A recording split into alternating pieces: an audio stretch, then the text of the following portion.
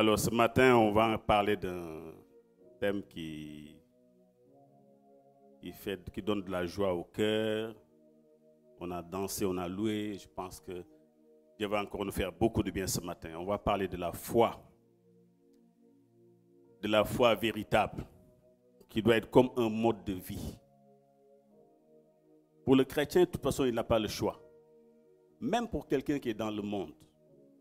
Parce que les gens, quand on dit foi, c'est tout de suite foi, venir à l'église, foi religieuse ou autre. La foi, c'est plus vaste que cela. Et même les gens qui n'ont pas Dieu, ils réalisent beaucoup de choses tout simplement par simple foi. Foi en leur capacité, foi en leur force, foi en leur intelligence, foi en leur personne tout simplement.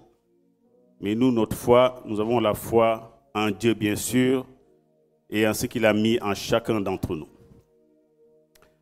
Donc pour moi, c'est la foi véritable. Elle ne peut pas ne pas produire des résultats. Une foi qui est véritable produit forcément des résultats. Ça devient comme un comportement. Ça doit être comme un mode de vie. Matin, midi, soir. Pas une foi discontinue, pas une foi en pointillé. Quand on dit avoir la foi, c'est avoir la foi en continu. Toujours, quelles que soient les situations, que la foi demeure toujours. Amen. Nous allons prendre donc Hébreux 10, versets 38-39. Hébreux 10, versets 38-39. Le Seigneur nous dit, si quelqu'un là, ou sinon je le dis. C'est bon. Et mon juste vivra par la foi, mais s'il se retire, mon âme ne prend pas plaisir en lui. Amen. Et mon juste vivra par la foi. Mon juste vivra par la foi. Toute sa vie, Dieu nous dit, son juste doit vivre par la foi. Mais il dit, mais s'il se retire, mon âme ne prend pas plaisir en lui. C'est-à-dire que quand on manque de foi, quelque part, on déplaît à Dieu. On va le voir dans d'autres versets. Mais là où je vois ici, c'est la première partie du verset. C'est-à-dire que la foi doit devenir un mode de vie continu pour chacun d'entre nous. De la même façon, quand je me lève, j'ai besoin de me nourrir matin, midi peut-être et le soir. Ma vie chrétienne doit être une vie régie uniquement par la foi. Dans tous les domaines de ma vie. Et ça, on ne peut pas y échapper. Sans la foi, le chrétien devient stérile. Il devient faible. Il est dans un monde de défis. Nous allons le voir plus tard. Et dans ce monde de défis, nous devons avoir comme mode de vie, cette foi, un comportement digne de quelqu'un qui a la foi. Ça paraît simple comme ça. Mais dire j'ai la foi, ça ne veut rien dire. La foi, elle se démontre. La foi se démontre. Et on voit les actes. Bien aimé, les petits témoignages ne m'intéressent plus. J'ai passé mon permis, je l'ai eu. Pour moi, on n'a pas besoin de Dieu pour avoir son permis. Je vais vous choquer. Il y a plein de gens qui ne croient pas en Dieu, qui ont leur permis du premier coup. Ce n'est pas des témoignages dignes de Dieu. Laissez Dieu dans cette affaire. Il y a des gens même qui achètent le permis, qui ont leur permis. Ce n'est pas ça dont on a besoin. Dans la Bible, vous ne voyez pas des témoignages comme ça. Mais aujourd'hui, nos sujets de prière, les témoignages, on est revenu dans un... J'ai du mal à comprendre. Qu'on puisse se retrouver entre nous pour des heures et des heures pour dire, priez pour moi, pour mon permis. Travaille sérieusement ton permis, tu l'auras, Dieu voulant. Il n'y a pas besoin de mobiliser toute une équipe pour des sujets comme cela. Il y a des défis plus importants. Le monde a soif, le monde a faim d'entendre de véritables témoignages. Pas de ce témoignage-là. Amen. Hébreux 11, versets 1 à 3.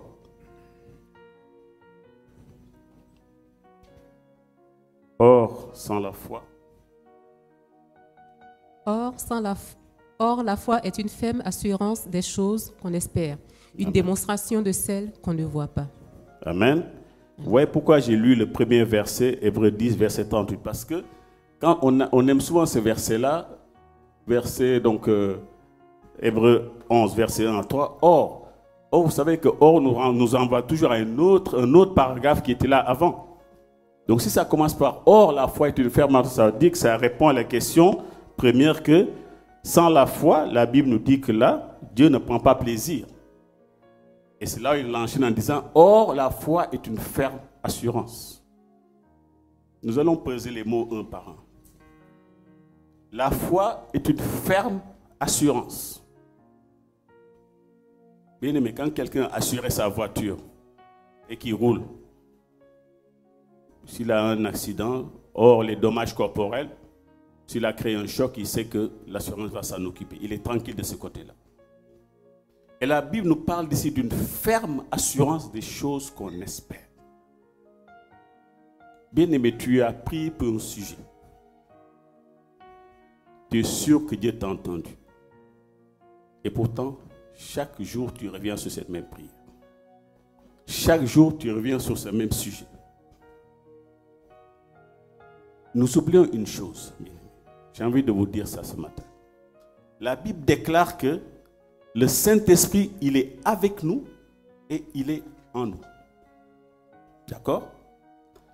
Donc, ce qui fait le part, il y a une délégation de pouvoir de Dieu envers ceux qui croient en lui.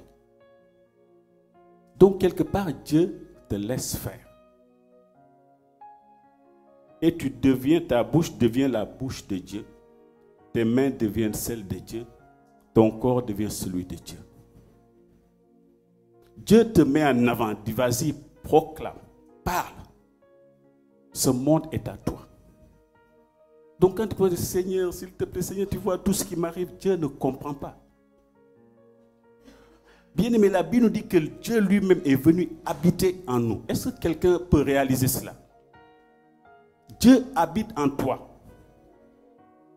Ils te disent maintenant, qu'est-ce que tu veux? Quelqu'un te dit, qu'est-ce que tu veux? Mais dis ce que tu veux. Est-ce que tu dois te revenir en il habite en toi. Il te dit, parle, proclame, prie. C'est même plus de supplication. Ouvre ta bouche et parle. Dis-moi ce que tu veux. Parle.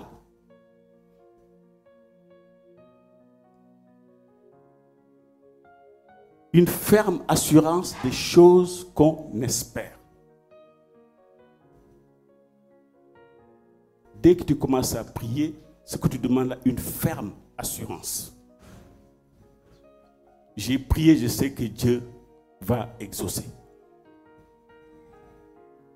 Le serviteur Élie a dit, il n'y aura pas ni pluie ni rosée, sinon à ma parole. Il n'a pas cité Dieu, sinon à ma parole. Et aujourd'hui, Dieu t'a délégué tout le pouvoir. Ça, c'est depuis le commencement. Il a tout mis à ta disposition. Une ferme assurance des choses qu'on espère. Et une fois qu'on a prié maintenant, on sait que ces jours on les a obtenus. On commence à démontrer maintenant les choses qu'on ne voit pas. La vie chrétienne, ce n'est pas une affaire de vision. Quand je dis vision, je parle de vision physique. Ce n'est pas une question de je veux voir d'abord, pourquoi. Non, c'est autre chose. Une démonstration de celle qu'on ne voit pas. Ça ne veut pas dire que je dois voir d'abord pourquoi, mais je dois voir dans l'invisible. Et tant que je ne vois pas dans l'invisible, bien aimé, je ne serai jamais serein. Dieu nous appelle à voir les choses en esprit. Nous allons voir des exemples. Des gens qui ont proclamé des choses avant que les choses arrivent. Devant une situation, proclame d'abord la victoire. Ce n'est pas la peine, Seigneur, tu vois tout ce qui m'arrive de citer tous les problèmes. Ce n'est pas cela. Proclame d'abord que tu es vainqueur. Proclame d'abord que tu vois la solution. Et la solution viendra. Mais ça, c'est difficile de comprendre en être humain. Bien aimé, il faut que nous disons que nous-mêmes, la Bible dit que vous êtes comme des dieux. Mais quand on dit cela, n'oubliez pas que la Bible nous dit que Dieu nous a créés à son image et à sa ressemblance. On est d'accord là-dessus. Qui a déjà vu Dieu? La Bible nous dit qu'il est esprit. Donc, ce qui prédomine, ce n'est pas le physique. C'est d'abord, je suis d'abord un être spirituel. Et tout se joue dans le spirituel, bien aimé. Tout. Ce que tu n'as pas conçu dans ton esprit, ce que tu n'as pas vu dans ton esprit, tu ne verras jamais s'accomplir. Paul ne dit-il pas que les choses visibles sont éphémères, elles ne servent à rien. Mais il dit celles qui sont invisibles, elles sont éternelles. Ça veut dire que je veux aller chercher, puiser autant que je veux dans l'invisible pour ramener dans le visible. C'est à moi de dire solution, descendre de l'invisible vers le visible. La solution est déjà là, il faut juste la prendre dans l'invisible pour la ramener dans le visible. C'est pourquoi quand Marthe va dire à Jésus, mais Lazare sent déjà, ça fait déjà 4 jours. Jésus va lui dire, mais ne t'ai-je pas dit que si tu crois, et c'est là où le véritable problème. Si tu crois et tu continues de croire, pas si tu crois dimanche pendant que je parle là, tu crois. Mais si tu crois dimanche aujourd'hui, demain, lundi, mardi, jusqu'à dimanche, chaque jour, 24 heures sur 24, si tu crois et continues de croire, tu verras la gloire de Dieu. Ça veut dire le verra dépend de Dieu, mais toi, à l'instant même, crois. Je sais qu'au-delà de 4 jours, c'est fini. Jésus lui dit, mais Marthe, tu ne parles pas à n'importe qui. Moi, je suis la résurrection et la vie. La mort, pour moi, c'est un détail. Mais aujourd'hui, Christ est en toi par le Saint-Esprit. Et il y a des morts qui ont besoin d'être ressuscités. Il y a des malades qui ont besoin d'être guéris. Et toi, tu es la solution. Donc tu n'es pas petit, tu n'es pas petit, tu n'es pas n'importe qui.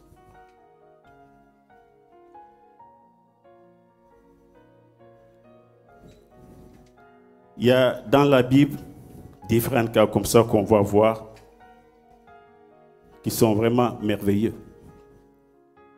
Dès que je lâche le domaine de la foi un tout petit peu, je commence à chuter.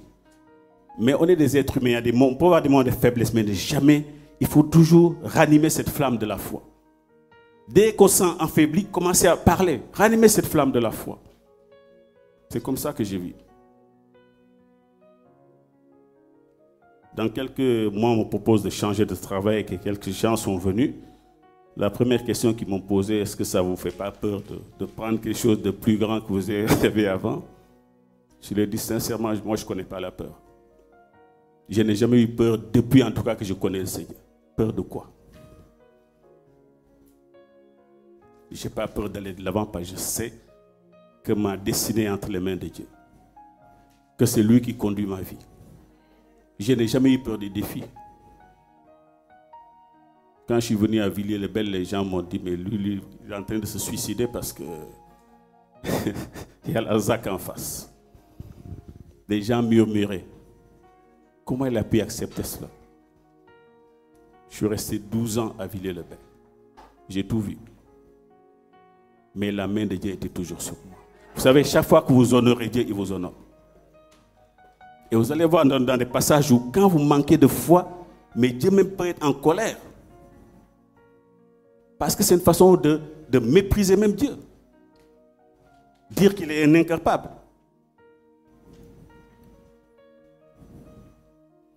Regardez Élie. Élie sur le mont Armel venait d'avoir une victoire. Il vient de détruire les prophètes de Baal. Vraiment quelque chose de merveilleux. Nous aimons beaucoup ce passage. Mais Élie a eu une petite absence. Jézabel a envoyé des personnes qui sont venues le menacer en disant, Élie, d'ici demain, tu vas voir ce qui va se passer. Le même Élie, pour vous dire que ça peut arriver à tout le monde, qui venait de faire une démonstration de puissance, mais d'une façon exceptionnelle. Élie a paniqué à cause de la parole d'une femme. Bien aimé, la peur. Si vous n'arrivez pas à vaincre la peur, votre vie chrétienne sera terrible. Parce que des défis, il y en aura de plus en plus, de plus en plus, de plus en plus. Il faut que la peur vous quitte. On ne peut pas lire la parole de Dieu, voir tout ce qu'il a fait et continuer à avoir peur. C'est une façon de tourner le dos à Dieu. Si vous vivez avec la peur, vous agissez avec la peur, vous ne verrez jamais rien de bon dans votre vie. Dieu aime les personnes audacieuses. Personnes qui n'ont pas peur, qui basent leur foi sur ce que Dieu est capable de faire. Je ne base pas ma foi sur ma petite personne, mais sur les exploits de l'Éternel dans ma vie. C'est ça qui est important. Amen. Une démonstration de celle qu'on ne voit pas. Ça veut dire quoi? J'ai prié. Je sais que Dieu m'a exaucé. Je commence à agir comme quelqu'un qui a déjà été exaucé. Et ça se voit. Même ma démarche doit changer. Vous savez, quand Dieu vous a exaucé, votre démarche même change. Les gens vous voient, mais qu'est-ce qui se passe? Mon frère, ma soeur, qu'est-ce qui se passe? On voit sur votre visage cette assurance. Vous ne parlez plus de ce problème-là, c'est fini. C'est pourquoi il est bon. En faisant cela, vous honorez Dieu. Amen. Le problème, c'est que nous voulons toujours voir avant de pouvoir dire, Seigneur, oui, maintenant on croit. Ça ne marche pas comme ça la foi. On va prendre Romains 4, versets 18 à 19.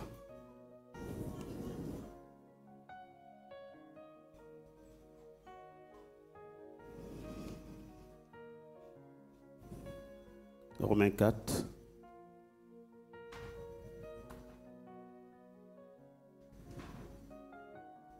Espérant contre toute espérance, il crut, en sorte qu'il devint père d'un grand nombre de nations, selon ce qui lui avait été dit, telle sera ta postérité.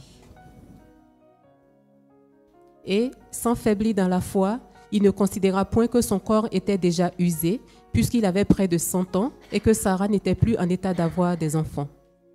Amen. On parle ici d'Abraham et de Sarah. Espérant contre toute espérance. Et ce qui est important à souligner, c'est sans faiblir dans la foi. S'il y a quelque chose à souligner, c'est ça. Avoir la foi d'un jour, c'est très bien. La foi de 2 jours, c'est très bien, mais sans faiblir dans la foi.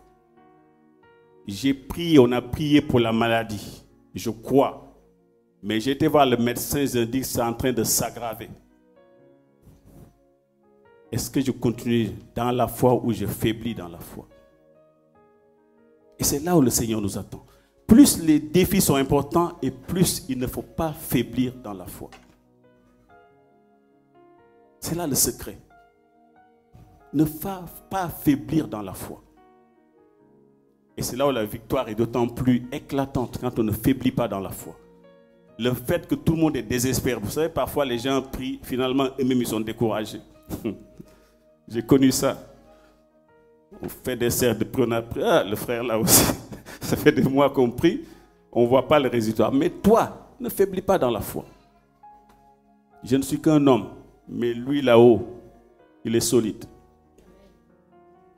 Et c'est ça la force chrétienne. Ne pas faiblir dans la foi. Vous imaginez Abraham et Sarah? À cet âge-là, on te dit tu as une postérité, mais il faut être solide. Déjà que parfois à 50 ans, on parle déjà pour les femmes, on dit c'est terminé. Vous imaginez? À cet âge, assez avant Abraham qui avait déjà 100 ans, encore un homme, on peut dire, bon, on ne sait jamais, mais pour une femme, c'est terrible. Donc ça veut dire que Dieu n'est pas dans ses contraintes physiques. Et c'est ça que je veux que nous puissions retenir aujourd'hui. Les contraintes physiques ne sont pas pour nous. Nous vivons dans un monde qui est spirituel. Pourquoi nos yeux sont rivés? Vous savez, là, physiquement, on est limité par ces 4 murs-là. Mais dans le spirituel, on peut voir au-delà de ce mur-là ce qui se passe. Quand Jésus est ressuscité, il est sorti du tombeau, les apôtres étaient enfermés, ils avaient peur. Est-ce qu'on a fait un trou là pour que le Seigneur arrive? Comment il a fait? Il est arrivé au milieu d'eux, ils étaient étonnés, ils pensaient même que c'était un fantôme. Bien aimé, le monde spirituel, Dieu veut que nos yeux soient ouverts. Il y a plein de provisions qui sont dans le monde spirituel qui ne demandent qu'à descendre. Et ça, c'est le domaine de la foi. La foi apporte les solutions facilement. Mais une foi qui ne faiblit pas. Et une foi qui n'a pas besoin de voir, mais qui croit à ce que Dieu est capable de faire. Sans faiblir dans la foi. L'attitude est vraiment importante. On va voir ces 3 cas où des personnes ont glorifié Dieu avant même de voir la solution. On va commencer par Exode 14, versets 13 à 14. Donc là, il s'agit de Moïse. Exode 14, versets 13 à 14.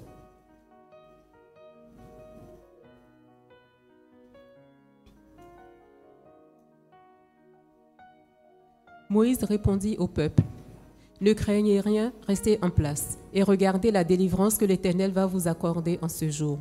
Car les Égyptiens que vous voyez aujourd'hui, vous ne les verrez plus jamais. » Amen.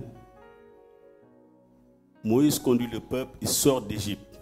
Pharaon le demande de partir. Ils arrivent devant la mer. Bien aimé, là, il n'y a plus de solution. Vous avez l'armée de Pharaon derrière vous et vous avez la mer. La mort devant, la mort derrière. Le peuple est en train de crier, en train de se retourner, se révolter même contre Moïse. Moïse étant leader, étant en contact avec Dieu, sachant qui est Dieu, n'a pas la même réaction que le peuple, lui qui est charnel, qui voit déjà la mort, qui se révolte déjà contre Moïse en oubliant tout ce que Dieu avait déjà fait en Égypte, notamment les différentes plaies. Et Moïse eut ce réflexe-là. Voyez-vous ce que Moïse va dire là?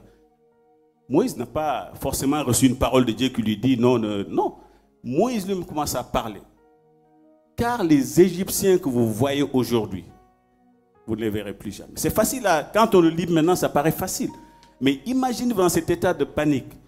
C'était une foule immense, prêt à lapider Moïse. Qu'est-ce que Moïse a vu que le peuple n'a pas vu? Parce que Moïse avait cette ferme conviction. Vous savez, le chrétien ne doit pas voir avec les yeux physiques, il voit avec le cœur. C'est pourquoi Paul parle des yeux du cœur. Le cœur a des yeux. Les yeux physiques sont trompeurs. Ces Égyptiens que vous voyez, vous ne les verrez plus jamais. C'est comme ça qu'un chrétien doit parler à chaque fois qu'il est devant une solution, une situation difficile. Proclame d'abord la victoire avant même que les choses arrivent. Dès que tu vois là, il n'y a aucun problème qui est plus grand que Dieu. Aucun géant n'est plus grand que Dieu. Pourquoi donc glorifier le problème au lieu de glorifier Dieu? Vous savez, on l'entend même dans les personnes, quand même les gens parlent de leur problème. Pasteur, hein, tu sais, là j'ai prié là, mais la maison c'est compliqué. Mon mari n'arrête pas de boire. Les enfants sont fatigués, ceci, cela. Mais tu sais, pasteur, j'ai la foi et Dieu est bon. Bon, on entend dans la tonnerie, on sait qu'en entendant parler, parce qu'on sait que déjà c'est pas ça. Commence d'ailleurs pour raconter tous les problèmes à la fin, mais on garde la foi, pasteur, on va continuer à prier. Il n'y a aucune conviction. Et nous sommes tous comme ça. Quand on parle des problèmes, on raconte, là il y a l'enthousiasme. Ah, la maison ça va plus, mon mari, Dieu, ah, mais Dieu est fidèle. Le Dieu est fidèle, on sent déjà que là, c'est pas ça du tout. Alors que la même personne peut venir parler autrement. Pasteur, je sais que l'Éternel est mon berger. Je sais que je ne manquerai de rien. Je sais qu'il veille dans ma maison. Et c'est pourquoi c'est que même si mon mari a de tels problèmes, je sais que l'Éternel garde ma femme et sortira mon mari de cette situation. Amen. J'ai dit les mêmes problèmes mais d'une autre façon. C'est pas pareil. Parce que là, je vois d'abord la puissance de Dieu et le problème de mon mari devient tout petit. Je ne commence pas à glorifier les problèmes. Glorifier les problèmes. Non. Et c'est comme ça qu'on est dans l'église. On voit la personne, quand elle parle, son visage même est éteint. Aucune lumière. Un chrétien, ce n'est pas ça. Tout à l'heure, nous avons chanté, dansé. On nous a fait des virements sur nos comptes? Non. Les découvertes sont toujours là. Moi, j'en ai en tout cas. Alléluia. Ça ne m'empêche pas de danser. Amen. Pourquoi ne pas garder cet enthousiasme? La même personne qui danse devant le problème, danse. Dieu va se glorifier. Alléluia, le banquier, tu m'appelles, mais tu ne sais pas qui je suis. Demain, sans problème, ça va être réglé. Alléluia. Amen. Et c'est ça la foi. Quand tu as ça, tu sens qu'il y a des choses qui bougent en toi et tu sens qu'au ciel, là même, le Papa Dieu est content. Mais c'est comme ça. C'est pourquoi je vous dis que ça doit être un mode de vie continuel. Le juste vivra par la foi. Ce que Moïse a dit là, nous pouvons le dire. Quand nous lisons aujourd'hui, nous sommes contents. Dis, voici quelqu'un qui glorifie. Les Égyptiens que vous voyez aujourd'hui, vous ne les verrez plus jamais. C'est facile là. Déjà, Moïse dit ça, mais en même temps, quelqu'un me dit, mais il dit ça, mais comment il va faire? Le comment n'appartient pas à l'homme. Une fois que j'ai élevé Dieu, je laisse Dieu faire. Amen. Ne t'ai-je pas dit que si tu crois, ton rôle s'arrête là. Tu verras là, ça appartient à Dieu. Mais toi, crois, continue de croire. Crois, continue de croire. C'est ce que Dieu nous demande. Amen. Amen.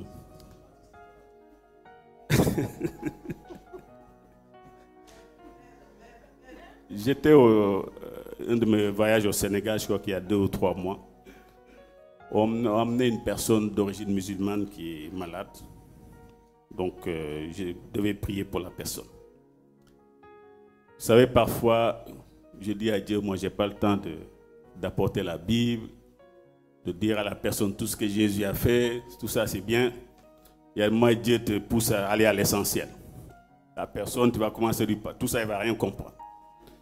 Je dis à la personne, voilà, moi, je vais te parler un langage que moi-même je ne comprends pas, que toi, tu ne comprends pas, que le diable ne comprend pas, que seul Dieu comprend. Est-ce que tu es d'accord? Dis oui. Je dis, donne tes mains. Donne mes mains.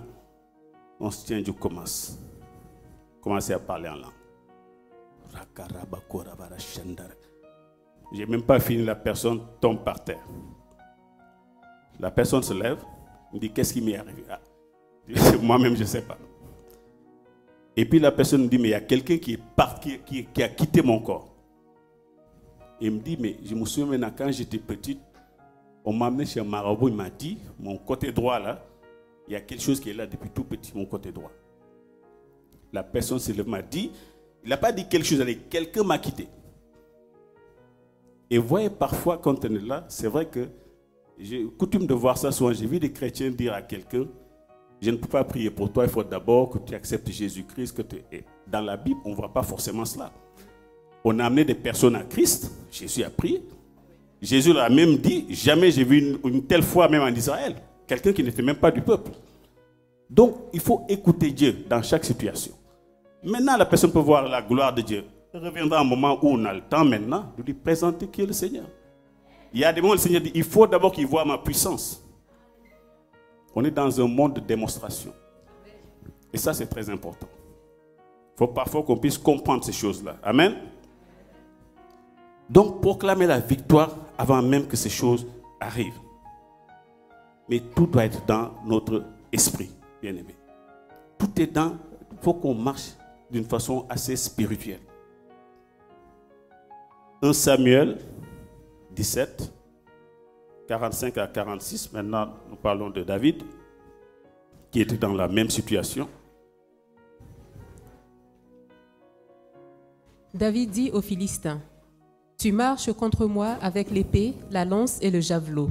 Et moi, je marche contre toi au nom de l'Éternel des armées, du Dieu de l'armée d'Israël que tu as insulté. » Amen. Continue. Aujourd'hui, l'Éternel te livrera entre mes mains.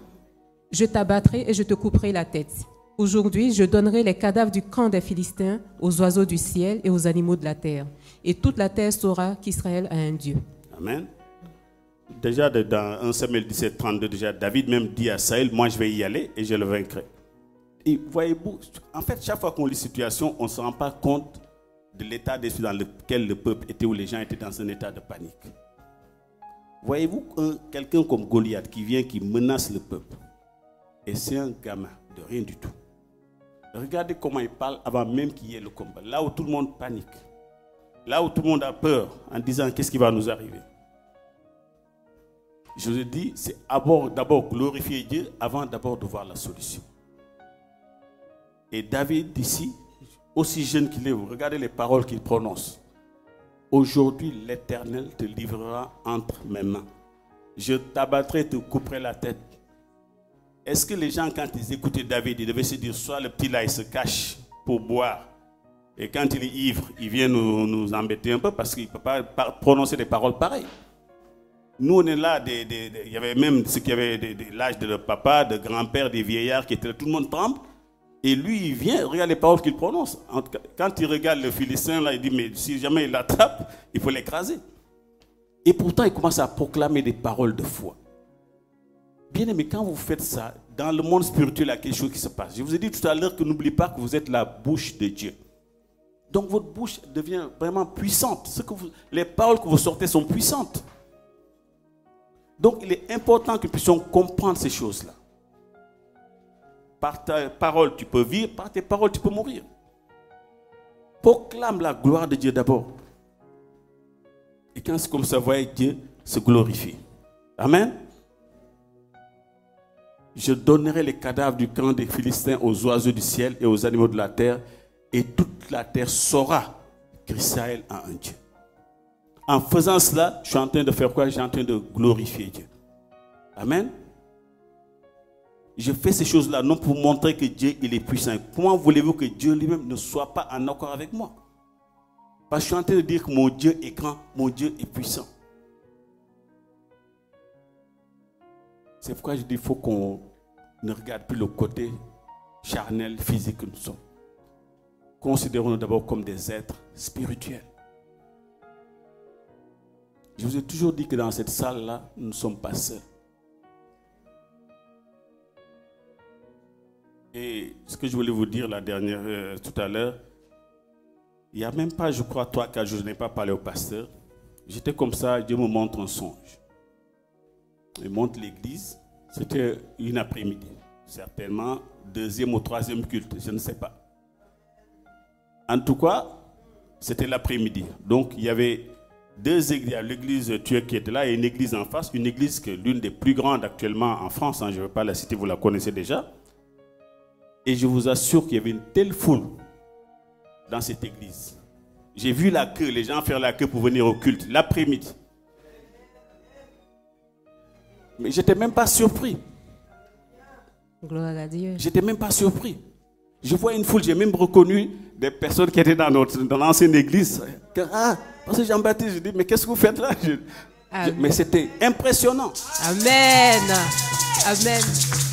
C'est acté déjà dans les cieux. Impressionnant. Cette semaine, je vous dis, c'est cette semaine. C'est cette semaine que j'ai vu ça. Et je dis, vous ne savez pas qui vous êtes. Vous savez, quand le Saint-Esprit est quelque part, fait de vous des hommes et des femmes solides. Amen. C'est quelque chose de formidable. Amen. Des enseignements précieux. C'est pourquoi il ne faut pas vous méprendre.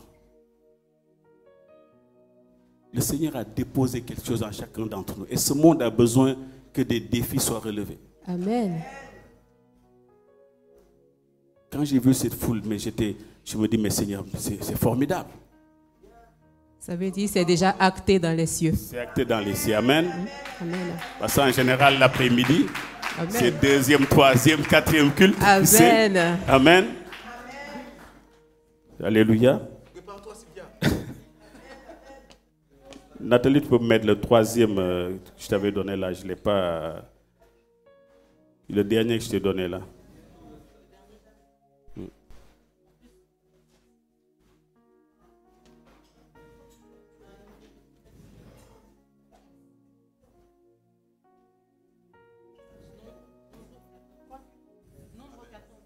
Nombre.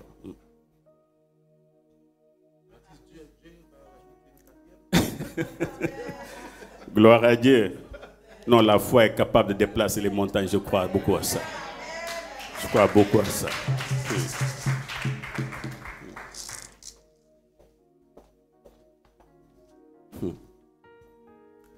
Le 3e texte que je voulais vous présenter, vous le connaissez tous, c'est les fameux espions. Nos 12 espions. Quand ils ont été envoyés pour explorer donc le pays, Dieu leur a fait une promesse. Et j'aime beaucoup ce passage-là parce que ça, c'est même, je crois, le plus grave. Parce que Dieu vous dit, je vais vous donner une terre merveilleuse où coule le lait et le miel. C'est Dieu qui parle. Dieu dit, je te donne. Ça veut dire que si Dieu donne, ce n'est pas que Dieu n'a pas vu qu'il y a des obstacles. Ce n'est pas que Dieu n'a pas vu qu'il y a des géants. Mais lui, il n'en parle pas. Si Dieu ne parle pas des géants, ça veut dire qu'il t'a donné, toi, les moyens d'écraser ces géants-là. Amen. Donc, il t'a donné la solution. Donc, il te dit, maintenant, je t'ai donné cette terre. Les géants, les obstacles qui sont là, tu peux les dominer. C'est pourquoi je ne prends même pas la peine de les citer. Parce qu'ils sont vaincus déjà. C'est Dieu qui a parlé, ce n'est pas un homme. Donc, quand Dieu te dit, va, ce n'est pas qu'il n'a pas vu les obstacles, mais toi, tu vois, tout à l'heure, David dit, je viens au nom de l'Éternel. Donc, moi, je viens au nom, et les gens, ils ne peuvent pas me résister parce que c'est l'Éternel qui a donné l'ordre. Et si je comprends ça, je suis tranquille. Les obstacles, je viens comme ça. Je n'ai même pas envie de me salir. Je les enjambe. Comme ça.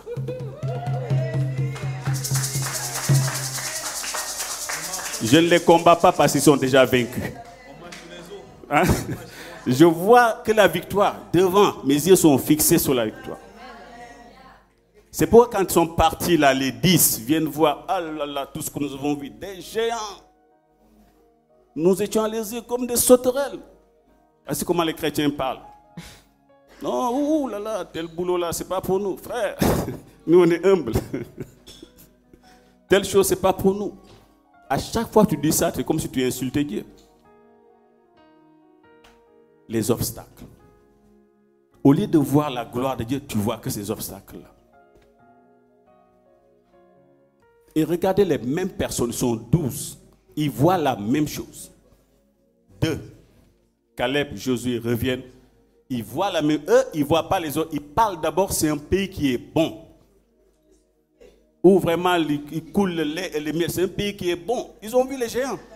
Mais eux, ils parlent des bonnes choses. Le miel est doux, il est bon. Je n'ai pas envie de parler des géants. Vous savez, les roses sont belles, mais parfois, il y a ça pique. Hein? Et regardez ce qu'ils vont dire.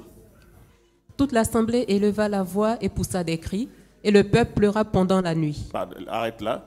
Donc, comme ils ont décrit les choses comme ça, les gens ont commencé à appeler la même chose devant la mer. Ah, vraiment, Moïse, regarde encore. Dieu nous a donné ce pays, mais regarde tous ces gens-là. Tu as vu ce qu'ils ont dit? Ils sont 10 contre 2.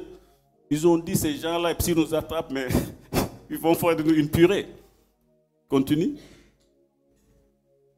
Tous les enfants d'Israël murmurèrent contre Moïse et Aaron, et toute l'assemblée leur dit: Que ne sommes-nous morts dans le pays d'Égypte, ou que ne sommes-nous morts dans ce désert? Pourquoi l'Éternel nous fait-il aller dans ce pays où nous tomberons par l'épée, où nos femmes et nos petits-enfants deviendront une proie? Entendez? Ne vaut-il pas mieux pour nous retourner en Égypte? Ou laisser en captivité, ils préfèrent retourner là-bas parce qu'il y a les géants. Continue. Et ils se disent l'un à l'autre: Nommons un chef et retournons en Égypte. Voilà, dis Moïse, toi, mets-toi à côté. Nous allons prendre notre chef. Nous, on va retourner dans l'esclavage, c'est pas grave. On retourne là-bas. Continue. Moïse et Aaron tombèrent sur leur visage en présence de toute l'assemblée réunie des enfants d'Israël. Continue. Et parmi ceux qui avaient exploré le pays, Josué, fils de Nun, et Caleb, fils de Jephuné, déchirèrent leurs vêtements. Voyez-vous, 2 personnes déchirent leurs vêtements. Ils étaient 12, il n'y a que 2. Voyez, continue leur réaction. Et parlaient ainsi à toute l'assemblée des enfants d'Israël: Le pays que nous avons parcouru pour l'explorer est un pays très bon, excellent. Excellent, voyez-vous, un pays bon, excellent. Ils n'ont pas vu, ils ont vu un pays qui est bon et qui est excellent. Continue. Si l'Éternel nous est favorable, il nous mènera dans ce pays et nous le donnera. C'est un pays où coule le lait et le miel. Continue. Seulement, ne soyez point rebelles contre l'Éternel et ne craignez point les gens de ce pays, car ils nous serviront de pâture. Ils n'ont plus d'ombrage pour les couvrir. L'Éternel est avec nous, ne les craignez point. Amen. L'Éternel avec nous, ne les craignez pas. La même chose tout à l'heure qu'on a vu. Il voit d'abord que la même chose que David a vu contre Goliath. Là, au lieu que ce soit eux qui servent de pâture, ils disent c'est ces géants-là qui vont nous servir de pâture. On va les écraser. Ils parlent des géants en disant qu'on va les écraser, ce ne sont même pas des obstacles. Car l'Éternel est avec nous, ne les craignez point. Voici comment un homme, une femme de foi parle. Et pourtant, c'est une situation difficile pour eux aussi. Parce que quand nous lisons cela, avec le recul, on ne fait que lire. Mais c'est une situation qui était compliquée aussi. Des géants. Et ils voient la même chose. Les 10 disent c'est fini pour nous. Et dans l'église, malheureusement, vous avez toujours ces deux types de personnes. Des gens qui vous disent frère, il ne faut pas aller trop loin. Des gens qui sont toujours là pour décourager les autres. Quand tu vois un jeune qui vient de convertir feu et flamme, au lieu de l'encourager, on est non frère, calme-toi, nous aussi on était comme ça. Il y a de l'eau qui a coulé sur le pont depuis, on s'est calmé. Non, la vie chrétienne c'est de gloire en gloire. C'est pas on monte et puis on dit non frère, on se calme maintenant. C'est pas comme ça. Heureusement que je n'ai pas écouté ces personnes-là quand je venais de me convertir.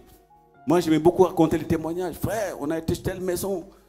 Je faisais comme les apôtres, on a vu les démons, on a chassé, on était content. Frère, il faut faire attention. Il y a un pasteur qui a fait ça, maintenant il est malade, il ne peut plus. Combien de fois j'ai entendu des choses, ça m'a refroidi au début. Mais je ne vais pas me laisser décourager par de telles personnes.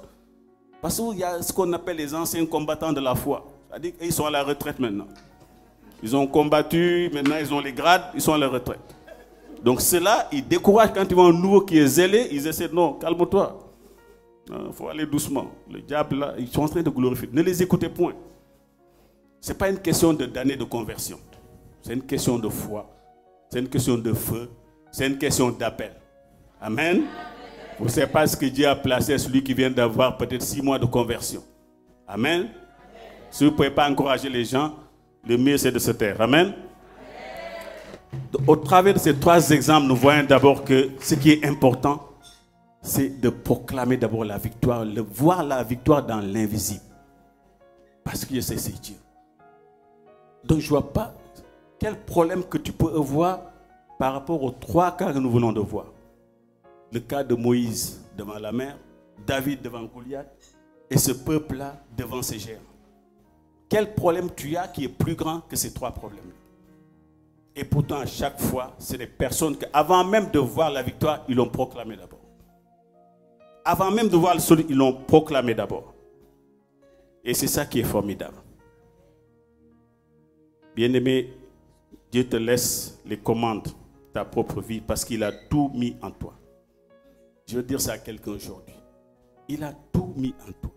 C'est pourquoi je dis la vie de chrétien, ce n'est pas une vie de supplication. Ça devait être une vie vraiment de glorifier Dieu, une vie de louange. Parce qu'il a tout mis en chacun d'entre nous. Il a tout déposé. C'est pourquoi quand vous êtes là devant lui, c'est l'ennemi qui doit trembler. Si le chrétien savait qui il était véritablement, les ténèbres trembleraient. Mais il vous cache la vérité. C'est cette enveloppe qui nous invite, qui nous empêche de faire quoi que ce soit. Cette peau que nous aimons tant. Chaque fois on se lève, on met des crèmes, on fait du sport, tout ça. Mais c'est ça qui nous bloque. Parce que tout n'est pas dans les muscles, dans ce que je vois. Tout est dans l'esprit. Fortifiez votre esprit. Fortifiez votre esprit par la foi. Nourrissez votre esprit. C'est bien de manger des bons plats. De s'occuper de ce corps-là. Regardez. À la mort, qu'est-ce qui disparaît en premier? C'est ce corps-là. Et pourtant, combien de crèmes nous avons mis? De produits. Hein? Des cheveux très chers. Et tout ça. Mais ce qu'il faut nourrir, c'est ça. Investissez dans votre esprit. C'est mieux. La sœur Nathalie parlait de lire tout à l'heure. Il faut lire. Investissez dans votre esprit. Amen. Amen. C'est l'esprit qui vivifie. La chair ne sert de rien, ce que nous dit la Bible. Amen. Et c'est ça qui est important. Nous devons nourrir cet esprit-là. Parce qu'il y a des choses là, quand vous n'êtes pas spirituel, vous avez mal même à le comprendre. Parfois on parle, là, lui, il n'est pas devenu marabout. Parce qu'on ne comprend pas ces choses-là. Je vous assure. Au Sénégal, vous savez, il y a beaucoup, parfois des gens, des marabouts, mais je ne sais pas si c'est les gens qui vont se renseigner sur moi, en tout cas, Plusieurs personnes me disent, mais toi, tu n'es pas n'importe qui. Hein? Les personnes ne sont même pas chrétiennes. Qu'est-ce qu'ils ont vu? Je sais pas. Peut-être ils ont été donné mon nom quelque part pour essayer. Vous savez, les gens en Afrique, ils sont très forts pour ça. Et quand ils veulent certainement, on leur dit, cet homme est dangereux, évitez-le. Parce qu'il voit quelque chose. Même le marabout qui est vraiment honnête, quand il va de lui, là, il faut le laisser. Dieu est avec lui. Il faut travailler l'esprit, votre foi. Même les apôtres avaient ce problème-là avec le Seigneur. Ils avaient le même problème avec le Seigneur. Ils ne comprenaient pas ce que le Seigneur disait. Et cela, je voulais en terminer dans Jean 6. Regardez ce dialogue-là, Jean 6, 60-63. Tout à l'heure, je pense que c'est le pasteur Jean qui parlait de ça. Jean 6, quand Jésus leur parle qu'il est le pain de vie, celui qui mange ma chair, il a parlé de beaucoup de choses, il parlait beaucoup de pain. Et ils sont restés sur l'aspect seulement charnel, ils ne comprenaient pas les choses. Plusieurs de ses disciples, après l'avoir entendu dire, « Cette parole est dure, qui peut l'écouter ?» Amen, arrête-toi là. Plusieurs de ses disciples qui viennent d'écouter ce que Jésus... Vous lirez tout ce qu'il a dit auparavant. Et puis je suis le pain de vie, il a parlé de beaucoup de choses de pain, celui qui mange ma chair. Donc ça a choqué certains. Et là, les disciples qui étaient avec tout le temps, dit, mais cette parole est dure, qui peut l'écouter? Comment il parle de manger ma chair, mais on n'est pas des cannibales? Comment on peut manger la chair de quelqu'un? Donc, ils sont restés dans le domaine seulement charnel. Et regardez la réponse du Seigneur. Jésus, sachant en lui-même que ses disciples murmuraient à ce sujet, leur dit, « Cela vous scandalise-t-il? Et si vous voyez le Fils de l'homme monter où il était auparavant? » Continue. « C'est l'esprit qui vivifie, la chair ne sert de rien. Les paroles que je vous ai dites sont esprit et vie. » Amen. C'est l'esprit qui vivifie, la chair ne sert de rien. Les paroles que je viens de vous dire sont esprit et vie.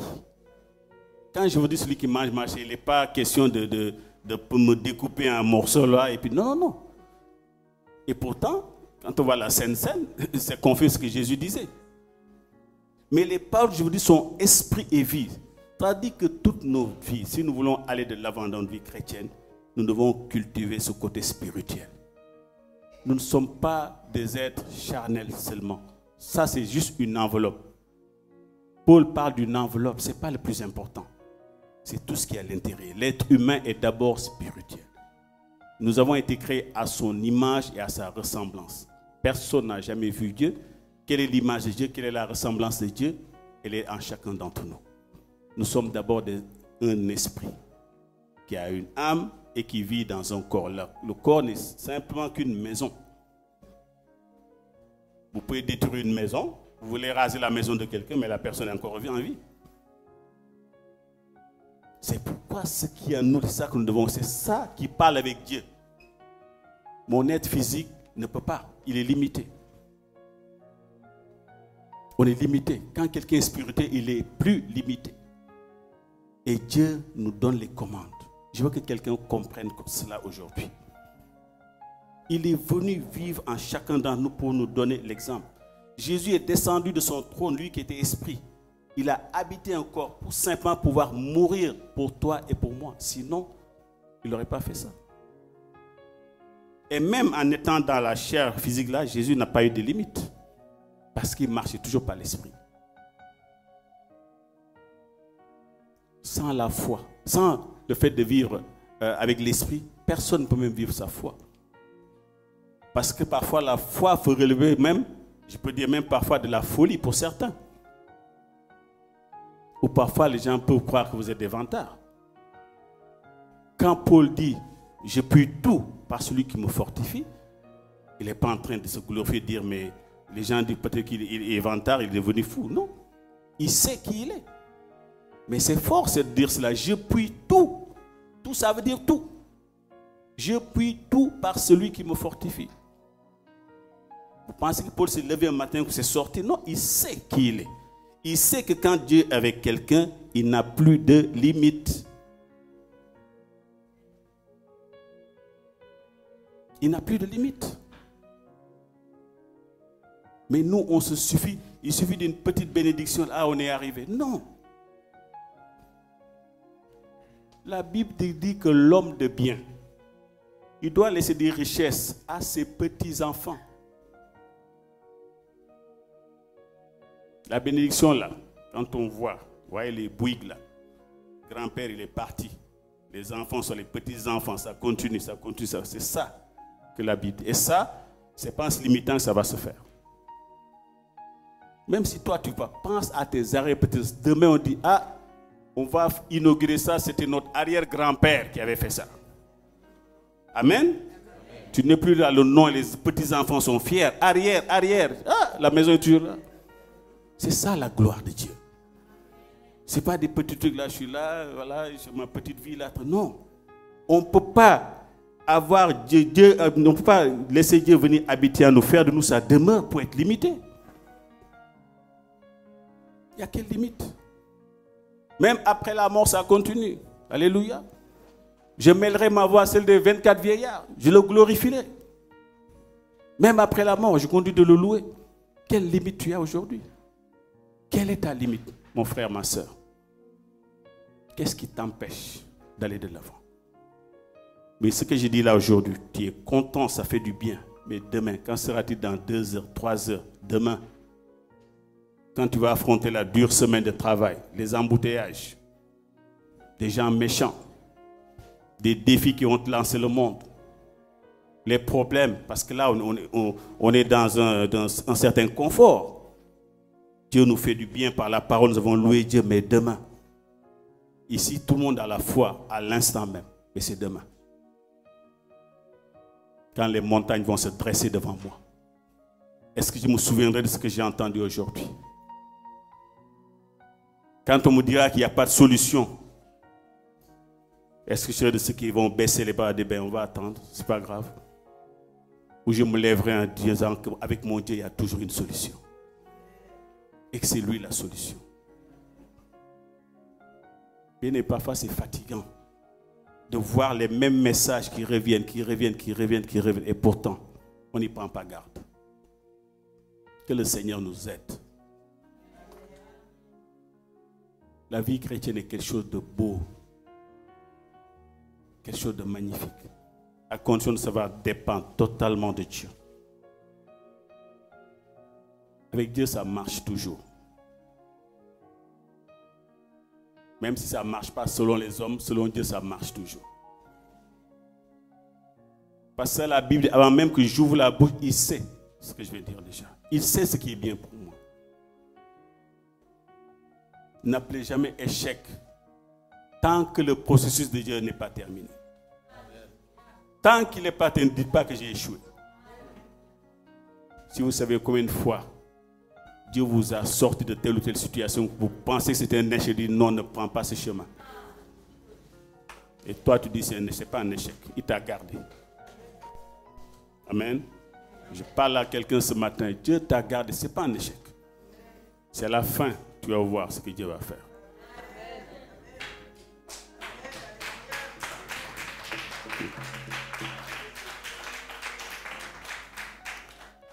Je voulais que vraiment qu'on puisse rendre grâce à Dieu, qu'on puisse prier pour remercier Dieu pour sa parole, pour ces instants. Je sais que vous avez un pasteur qui marche vraiment par la foi. Et ça ne fait que, ce que je dis ce matin ne fait que confirmer ce qu'il nous a dit depuis des années. Mais je nous en supplie, je veux que nous ayons des témoignages formidables. Je veux que Dieu ouvre vos yeux. Je prie chaque jour pour qu'il ouvre vos yeux comme il a ouvert les miens.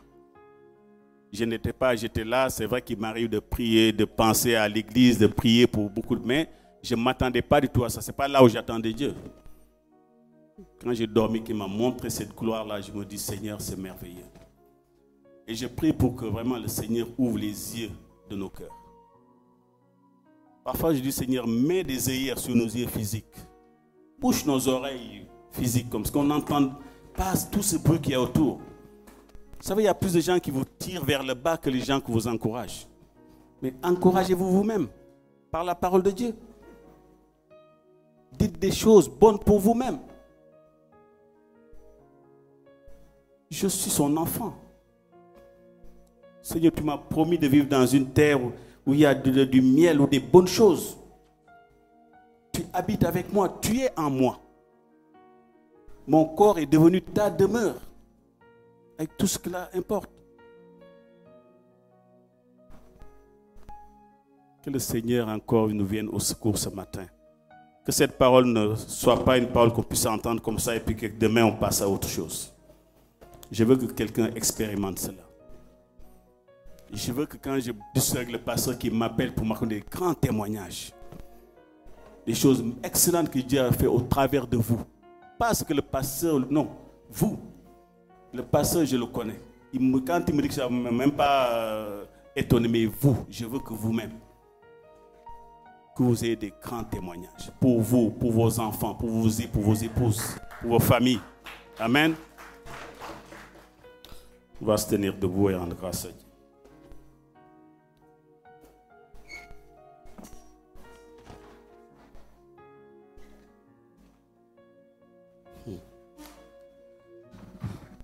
Alléluia.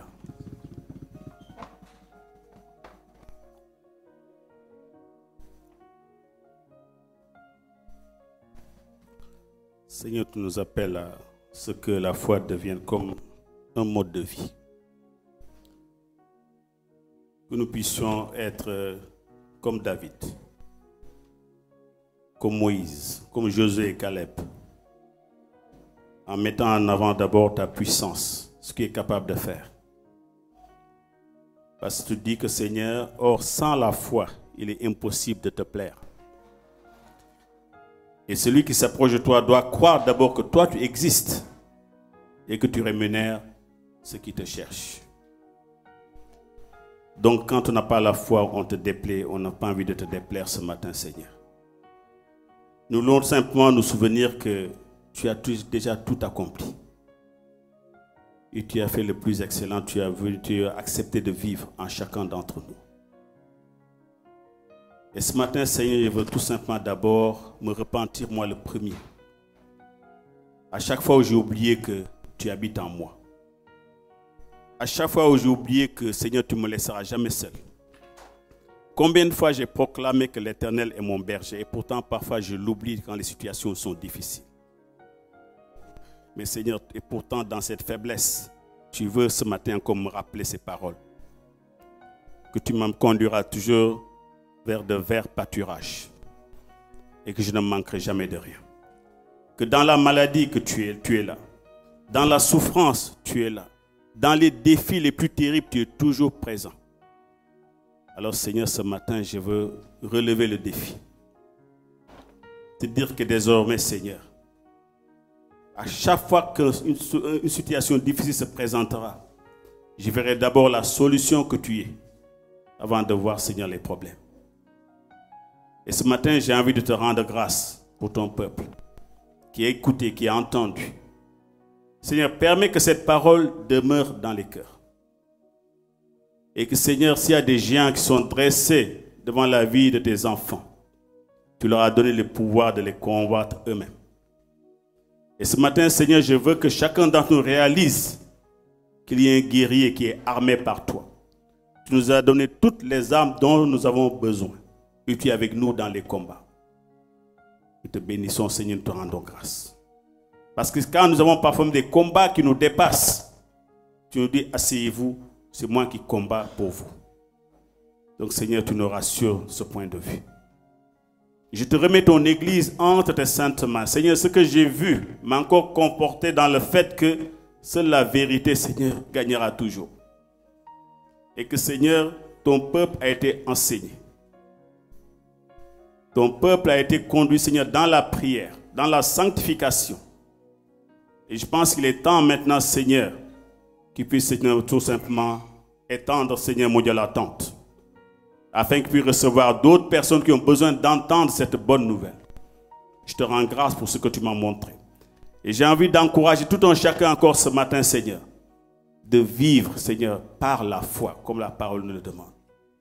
Que la foi que tu as placée en chacun d'entre eux, Seigneur, grandisse encore. Afin que, Seigneur, mon Dieu, Père éternel, qu'ils soient des héros de la foi, comme la parole nous le demande. Je bénis ton peuple encore ce matin. Je te rends grâce, Seigneur, mon Dieu. Merci. Fortifie les cœurs. Enlève toute forme de peur dans les cœurs, Seigneur. Parce qu'avec toi, Seigneur, il n'y a pas de peur. Parce que c'est toi qui contrôles toutes choses. La Bible dit que tu es le commencement et la fin, l'alpha et l'oméga. Rien ne t'échappe. Tes yeux sont partout. Tu vois même ce que je ne vois pas. Dans le psaume 139, il nous dit que même sous terre, Seigneur, tu vois. Là où les yeux de l'homme ne peuvent pas aller, toi, tu vois cela, Seigneur. Et ce matin, je te bénis, je te rends grâce. Merci, Seigneur, pour cet enseignement encore. Je bénis ton cœur, je te rends grâce.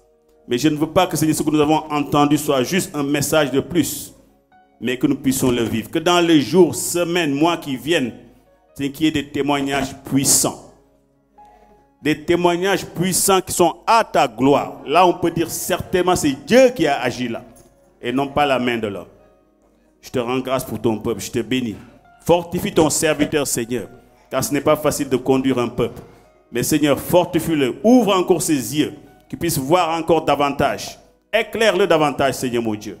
Je te bénis, je te rends grâce. Que ton nom soit glorifié ce matin. Au nom de Jésus-Christ. Amen.